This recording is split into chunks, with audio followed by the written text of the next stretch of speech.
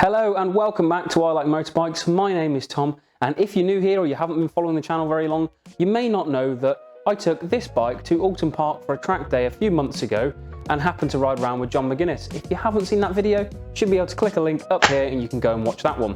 One of the things that John said about my riding was that to get faster, it'd be a good idea to think about going racing. Now, I happen to have this bike sat in the garage doing nothing because I'd bought it for a project that didn't actually materialise in the end. So I thought, wouldn't it be great to turn this into a race bike? But racing is incredibly expensive and I'm incredibly cheap. So I thought, what about documenting everything that I do and seeing if it's possible on a budget to build this turd into a pedigree racer? Well, maybe not pedigree racer, but at least something capable of getting on a grid. This mini-series is all about seeing how I get on, so let's get started. CB500 racing has been going on in the UK since 1997, when none other than James Toseland won the first championship. For over 20 years, the racing has grown, and many top riders like Leon Haslam and Ryan Vickers have come through the ranks. Now, many clubs offer classes that allow the CB500s to race, but the largest grids are still typically found at the Thundersport Club, where up to 80 riders are split across two classes. The racing is fiercely competitive due to the fact there are minimal modifications allowed, controlled tyres and low power, meaning the time between being fast and being last is marginal.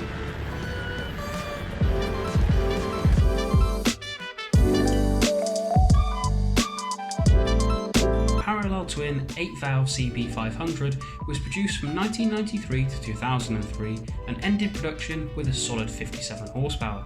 The low cost and dependability of the bike meant it was popular with motorcycle couriers. The example that I have is a year 2000 S model, meaning it also came half faired. It had done nearly 34,000 miles when I bought it in March of 2021 for just £700. You may notice both the exhaust and engine guards were already fitted, and I did this off camera. We joined the action of removing the rear light assembly so I could test fit the bargain rear seat fairing that cost me just £50. After test fitting and realising it wasn't straightforward, I sent some messages to try and get some advice and understand what needed to be done, and then moved on to another task. The standard footrests were next, as they commonly limit the ground clearance through bends. Another bargain was found via Facebook, and for just £40 I had my rear sets ready to bolt up.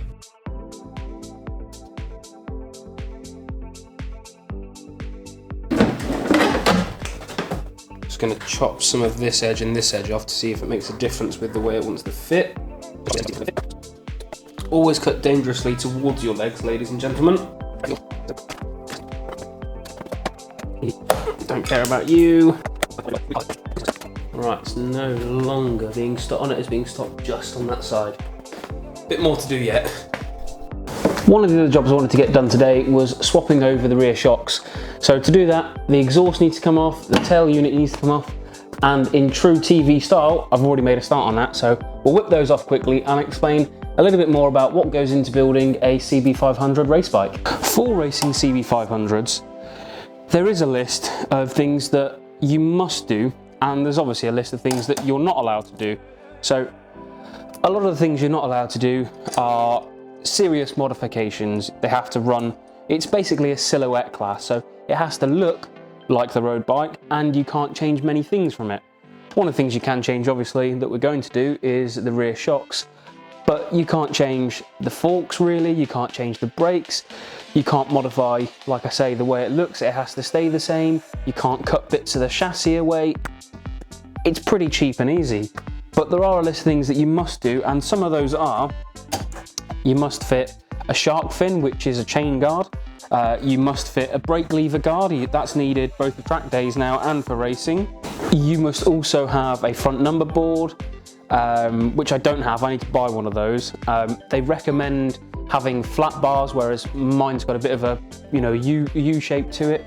You must also remove all lights and the switch gear on the left hand handlebars, I believe.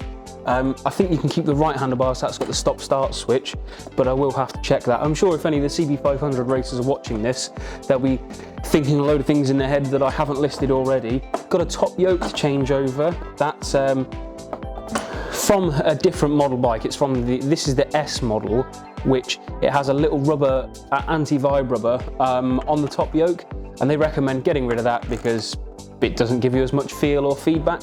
So I've got one of those to swap over. You were allowed to change the front brake disc, which I've got a front brake disc, I just can't remember where I put it, but it's a floating front brake disc because apparently the standard ones warp for fun. Some of the other things that you must do, now I've given myself enough room to get the shock out, some of the other things that you must do are fit engine guards, so case savers, which I have done.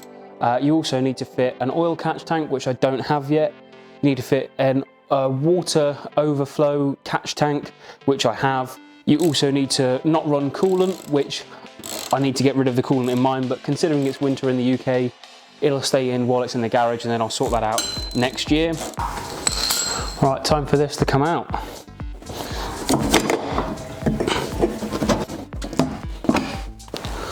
One shot and a replacement. So that goes like that, lovely.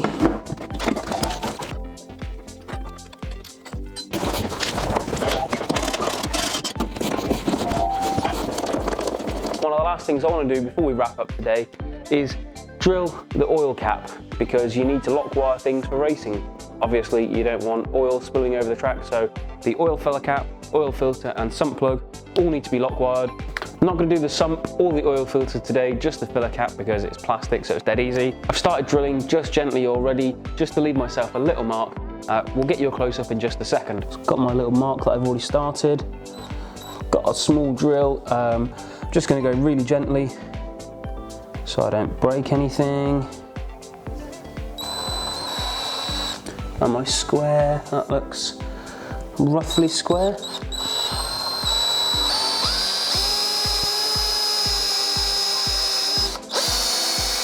Perfect. Well, now that's done, what we'll do is give you a little summary of what's happening, what's going to happen next, and all the rest of it. Right now, I can't remember exactly how much I've spent, but once I total it up and in the edit, I'll put it somewhere here. That's how much I've spent so far. Thanks very much for watching. I really hope you've enjoyed this video. In the next video, we'll be doing things like the coolant hoses, they need changing. Rear brake line, that needs changing. Also need to take the fairing off and fit the new dash. Also need to get a wiring diagram for that, which is going to be tricky because electrics aren't my strong point. I also need to rebuild the forks, put 20 weight oil in there, change the bars, change the top yoke. There's loads and probably more, so I hope you catch us in the next video if you've liked this series, and take care and ride safe. See you soon.